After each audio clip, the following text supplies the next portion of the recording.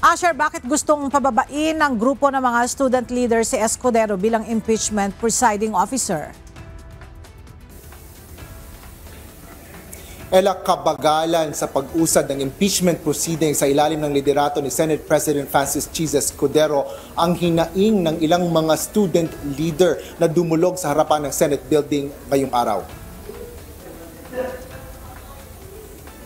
Ilang mga mag-aaral mula sa ilang pangunahing paaralan sa Metro Manila ang sinuong ang masamang panahon upang magkilos protesta sa harapan ng tanggapan ng Senado. Naglagay ang mga ito ng pulang laso sa paligid ng entrada ng Senate building.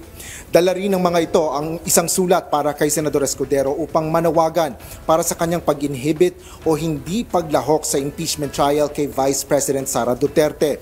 Pirmado ito ng iba't ibang representante ng mga student leader mula sa ilang paaralan. Ayon kay Jericho Robles, kinatawan ng Samahan ng Progresibong Kabataan o SPARK, ang antala sa pag-usad ng pagdiliti sa kaso ay nagdudulot ng kawalan ng tiwala ng publiko.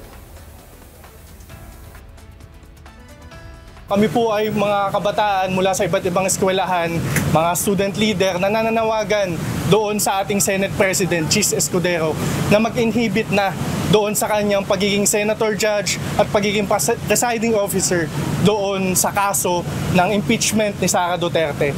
Dahil po sa hinahaba-haba ng panahon na siya'y nangunguna dyan, hindi naman siya nagsastand.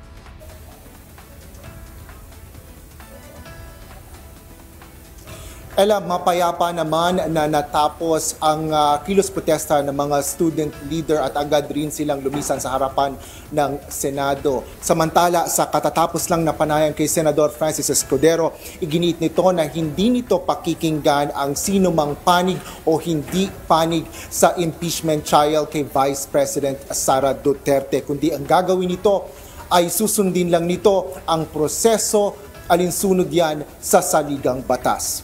Yan ang latest dito sa Senado. Balik sa'yo, Ella. Maraming salamat, Asher Cadapan Jr.